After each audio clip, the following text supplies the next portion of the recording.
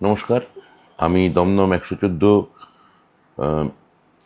বিধানসভা কেন্দ্রের তৃণমূল কংগ্রেস প্রার্থী ব্রাত্য বসু কথা বলছি। আজকেই আমাদের দলীয় কার্যালয় থেকে ক্যান্ডিডেট লিস্ট বেরিয়েছে এবং তাতে আমি চতুর্থবারের জন্যে দল আমার উপর দায়িত্ব অর্পণ করেছে। আমি প্রথমে আমার কৃতজ্ঞতা জানাবো আমার দলনেত্রী, পশ্চিমবঙ্গের মুখ্যমন্ত্রী, ভারতবর্ষের উন্নয়নের মাসিহা এবং রাজনৈতিকভাবে একজন আইকন। মাথায় রাখবেন, ভারতবর্ষের যিনি প্রধানমন্ত্রী, তার থেকে বেশি দিন আমার মুখ্যমন্ত্রী সংসদীয় রাজনীতিতে আছেন। তিনি 7 বারের এমপি, 3 বারের মুখ্যমন্ত্রী, প্রাক্তন কেন্দ্রীয় মন্ত্রী 2 বারের জন্যে, 3 বারের জন্যে, 3 বার। এই রকম কেরিয়ার দেশের প্রধানমন্ত্রীর নেই। সংসদীয় এবং রাজনৈতিক যে জীবন, দেশের স্বরাষ্ট্রমন্ত্রীর নেই, বিরোধী দলনেতার নেই, এমনকি অঙ্গরাজ্যের যত মুখ্যমন্ত্রী আছে তাদের কারুর এই ঈর্ষণীয় এবং এই রকম টানা ধারাবাহিকতা কারুর মধ্যে নেই। আমি তাকে আমার কৃতজ্ঞতা জানাই, মমতাদিকে আমার প্রণাম জানাই। এই কৃতজ্ঞতা পোশাকি নয়, এই কৃতজ্ঞতা বানানো নয়, এই কারণে নয়। সেটা হচ্ছে, আপনি যদি আমাদের সাংগঠনিক প্যাটার্ন, আমার নেতা অভিষেক বন্দ্যোপাধ্যায় যেভাবে এখন সংগঠনকে, আমার ভাতৃপ্রতিম, আমাদের দলের নেতা অভিষেক বন্দ্যোপাধ্যায় যেভাবে সাংগঠনিক প্যাটার্ন করেছেন, তাহলে আপনি যদি, আমি খালি জনপ্রতিনিধি বাদ দিচ্ছি, খালি ধরুন পঞ্চায়েত, ত্রিস্তরিক যে পঞ্চায়েত, অর্থাৎ পঞ্চায়েত সমিতি এবং থেকে জেলা পরিষদ এবং পঞ্চায়েত সদস্য, এতগুলো পুরসভা, তার কাউন্সিলর্স, চেয়ারম্যান, ভাইস চেয়ারম্যান এবং সিআইসিস, এমএলএ, এমপি, এগুলো বলছি না আমি। তার বাইরে আমাদের প্রত্যেকটা বুথে এখন কমিটি আছে। পশ্চিমবঙ্গের যে এতগুলো আমাদের বুথ, তার মানে আমাদের এই এই জনপ্রতিনিধি এবং কর্মীর সংখ্যাটা যদি যোগ করেন, এই সংখ্যাটা প্রায় 1 লাখের থেকে বেশ খানিকটা বেশি, 1.5 লাখ। আমি এক্সাক্ট সংখ্যাটা বলতে পারবো না। এবং এদের মধ্যে আমি তো নিজে গ্রাউন্ড লেভেলে রাজনীতি করেছি। প্রচুর প্রচুর রাজনৈতিক যোগ্য মানুষ, যোগ্য কর্মী আমাদের তৃণমূল কংগ্রেসে আছেন, যারা যে কোনো জায়গায় জনপ্রতিনিধি হতে পারেন, যে কোনো পর্যায়ে গিয়ে। লোকসভায় হতে পারেন, বিধানসভায় হতে পারেন, মিউনিসিপ্যালিটিতে হতে পারেন, পঞ্চায়েতে হতে পারেন। অনেকে খুবই গুণী যোগ্য লোক আছে এবং রাজনৈতিকভাবে রাজনীতি করে ওঠা, খেটে খেটে খাটা লোক আছে, যে পরিশ্রমী লোক। তাদের যে কাউকে মমতাদি যদি চাইতেন, দমদমে এনে দাঁড় করিয়ে জেতাতে পারতেন। সেই ক্ষমতা তিনি রাখেন। গত 15 বছর ধরে পশ্চিমবঙ্গে যে উন্নয়নের যে প্রায় সুনামি হয়েছে বলবো, যে যে যে যে যে নতুন দিগন্ত যে খুলে গেছে আমি বলবো, সেখানে এখন তৃণমূল কংগ্রেসে এখন অনেক লোক আসতে চান, জনপ্রতিনিধি হতেও চান, কোনো দোষের নেই তাতে। মমতাদি চাইলেই আমার জায়গায় কাউকে একটা দমদম এনে দান করে জিতিয়ে দিতে পারতেন, কোনো ব্যাপারই ছিল না। কিন্তু তিনি বা দল চতুর্থবারের জন্য আমার উপর আস্থা রাখল। আমি তাই তাকে প্রণাম জানাবো, আমার কৃতজ্ঞতা জানাবো। এবং আমি বলবো যে তিনি যেভাবে একটা অনেক মানুষকে নিয়ে চলার যে ইনক্লুসিভ পলিটিক্স তিনি করে গেলেন এতদিন ধরে, এই দল তো কেবলমাত্র তৃণমূল কংগ্রেস এখন কেবলমাত্র একটা দল নয়, এটা একটা প্রায়, আমি বলবো একটা গণসম্মিলন এবং এটা এমন একটা প্ল্যাটফর্ম যেখানে অধ্যাপক আছেন, ডাক্তার আছেন, চিকিৎসক বা ডাক্তার আছেন, বাস্তুকার আছেন, অভিনেতা আছেন, লেখক আছেন, পলিটিশিয়ান বা আইনের কাজ যারা করেন, লয়ার বা ব্যারিস্টার, তারা তো আছেনই। এরকম প্রচুর পেশার মানুষকে আপনারা দেখতে পাবেন। এই ইনক্লুসিভ যে পলিটিক্স মমতাদি পশ্চিমবঙ্গে যে রাজনীতিটা করলেন, যেটা রাজনীতির সমস্ত ব্যাকরণ ভেঙে দিল, রাজনীতির মধ্যে যে সংস্কার আছে, যেটা মাঝে মাঝে প্রায় কুসংস্কারের পর্যায়ে চলে যায়, একটা রক্ষণশীল কাঠিন্যের মধ্যে চলে যায়, মমতাদি সেই সমস্ত ব্যাকরণ ভেঙে দিয়েছেন এবং এত মানুষকে তিনি এক ছাতার নিচে তার পরিবারের মধ্যে তিনি অন্তর্ভুক্ত করেছেন।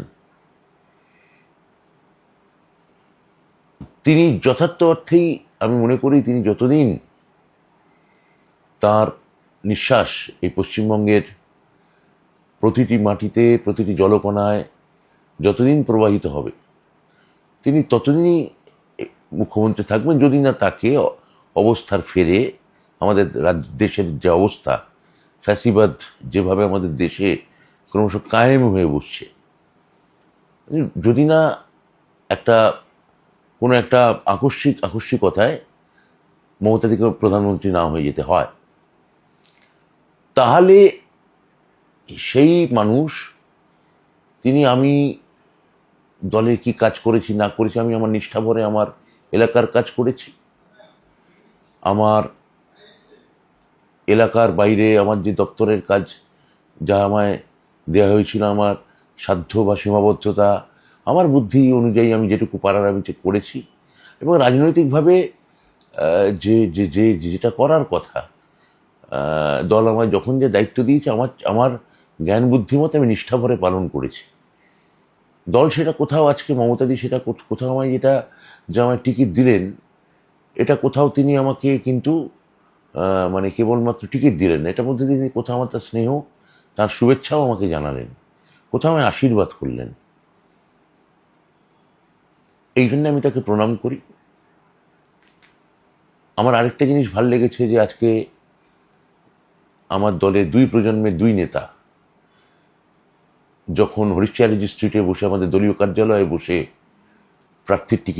প্রার্থীদের নাম ঘোষণা করছিলেন, সেটা কলকাতা শহরের একটা আমাদের দলীয় কার্যালয় থেকে হচ্ছিল। ওই তালিকা আমাদের দলের মমতাদি বা তিনি যাকে যাকে মনে করেছেন, বা তারা তারা দুই প্রজন্মের দুই রাজনীতিবিদ, গর্বের দুই রাজনীতিবিদ আমাদের বসেছিলেন, তারা ঠিক করেছেন। এই লিস্ট কোনো দিল্লি থেকে আসেনি, এই লিস্ট কোনো কেরালা থেকে আসেনি, নাগপুর থেকে আসেনি। পশ্চিমবঙ্গে, কলকাতা শহর, গোটা পশ্চিমবঙ্গের আশা আকাঙ্ক্ষাকে মাথায় রেখে ওই তালিকা তৈরি করা হয়েছে।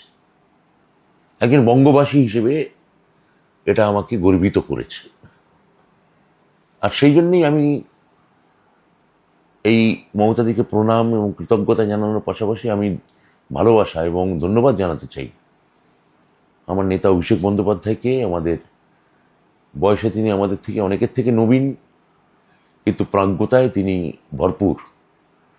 তিনি যেভাবে দলীয় স্তরে প্রায় একটা মানে যারা খুব দলীয় স্তর থেকে রাজনীতি করছে, তিনি এবং মমতাদি তাদের উভয়কেই মর্যাদা দিয়েছেন। আমার প্রায় এটা কামরাজ প্ল্যানিংয়ের কথা মনে পড়ছে। কামরাজ প্ল্যানিংয়ে যদি অনেকের মন্ত্রীদের কামরাজ বলেছিলেন, গিয়ে গ্রামে সংগঠন দেখো, পদত্যাগ করে।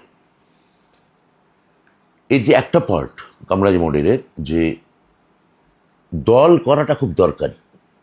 রাজনীতি করতে গেলে দলীয় স্তরে শৃঙ্খলা বজায় রাখতে হবে এবং অনেক মানুষকে নিয়ে কাজ করতে হবে, সংগঠনটাকে বুঝতে হবে বুথ লেভেল থেকে। এই থিওরিটা ভীষণভাবে সমাদৃত হয়েছে, অ্যাড্রেস করা হয়েছে। তাই আমি অভিষেক বন্দ্যোপাধ্যায়কেও মমতা বন্দ্যোপাধ্যায়ের পাশাপাশি অনেক ভালোবাসা জানাতে চাই, যে তিনিও কোথাও হয়তো মনে করেছেন যে হ্যাঁ, এই লোকটার হয়তো অন্য কোনো পরিচয় থাকলেও থাকতে পারে বাইরের, যে যে যে যদি আমার কিছু আদৌ সাংস্কৃতিক পরিচয় থেকে থাকে, যদি থাকে, তা সেটা বিবেচ্য নয়। আমার রাজনীতিটাই, আমি যে রাজনৈতিক কাজ, এই মমতাদির সঙ্গে আমার প্রায় 17-18 বছর হয়ে গেল। এই 18 বছরে আমাকে নিশ্চয়ই পার্টি খেয়াল করেছে যে রাজনৈতিকভাবেও আমি যথেষ্ট কি বলবো, আমি রাজনৈতিকভাবেও আমি যথেষ্ট অ্যাক্টিভ থাকার চেষ্টা করেছি। দল যখন যে দায়িত্ব দিয়েছে আমি পালন করেছি, সেটাও আজকে দল কোথাও অ্যাকনলেজ করলো আজকে আমায়। এবং আমি আবার বলছি যে দমদম থেকে মমতাদি চাইলে যে কাউকে থেকে দাঁড় করিয়ে জিতিয়ে দিতে পারতেন। তারপরেও যে তিনি আমার উপর ভরসা রেখেছেন এতদিন পরেও, এটাই শুধু অতীত নয়, এটা বর্তমানকেও কোথাও বর্তমানে যে রাজনীতির যে ফ্লো, সময়ের যে ঘটমানতা, তাকে কোথাও এটা অ্যাকনলেজ করা হলো। আমি চেষ্টা করব দল ভবিষ্যতে আমাকে যে দায়িত্ব দেবে সেই দায়িত্ব যথাযথভাবে নিষ্ঠাভরে, এবং আবার বলি, আমার সামর্থ্য এবং আমার সীমাবদ্ধতা, এই মানুষ তো সব সত্যিই পারে না, অনেক ইচ্ছে থাকলেও পারে না, তার ভেতরে কিছু সীমাবদ্ধতা থাকতে পারে, সেগুলো নিয়ে আমার দিক থেকে যেন অন্তত নিষ্ঠার কোনো ঘাটতি না হয়, সেইটুকু তো আমি প্রতিশ্রুতি দিতেই পারি। আপনাদের আমি বলবো, বঙ্গবাসী আপনি যদি হন, আপনি বাঙালি হলেন না, বিহারি হলেন না, অন্য কোনো প্রদেশের লোক হলেন, যদি বঙ্গবাসী হন বা পাহাড়ের লোক হলেন, কিছু যায় আসে না আমাদের। যদি বঙ্গবাসী হন তাহলে মনে রাখবেন, গোটা দেশে যে ফ্যাসিবাদী যে রাজনীতিটা চলছে, পুঁজিবাদের যে উল্লাস চলছে, সেইখানে যদি গোটা ভারতবর্ষে কোনো কাউন্টার পলিটিক্স কেউ দিতে পারেন, তা একমাত্র মমতা ব্যানার্জি এবং তৃণমূল কংগ্রেসই দিতে পারবে। আপনারা মমতাদির সঙ্গে থাকুন, মমতাদিকে যে রাজনীতি করে এলেন সেইটা অনুধাবন আপনারা নিশ্চয়ই করতে পারেন, আর আপনারা তাকে বিশ্বাস করুন। আপনাদের আশীর্বাদ, শুভেচ্ছা, দোয়া সবই যেন তৃণমূল কংগ্রেস এবারে 26-এর নির্বাচনে পুরোটাই যেন তাদের উপর বর্ষিত হয়, এইটুকু কামনা করে আপনাদের সবাইকে নমস্কার, ধন্যবাদ এবং শুভেচ্ছা জানিয়ে আমার কথা এইখানে আমি থামিয়ে দিচ্ছি। ভালো থাকবেন। আপনি কি জটিল কিছু সমস্যায় ভুগছেন? সমাধান পেতে চান? যোগাযোগ করুন প্রখ্যাত জ্যোতিষ ও তান্ত্রিক মনসারাম ভট্টাচার্যের কন্যা মনসা কন্যার সাথে। প্রখ্যাত জ্যোতিষ ও তান্ত্রিক মনসা কন্যা হাওড়া জানবাড়ি ও হাতিবাগানের নিজস্ব মন্দিরেও বসেন। যোগাযোগ 9830106967 আর 9239655323।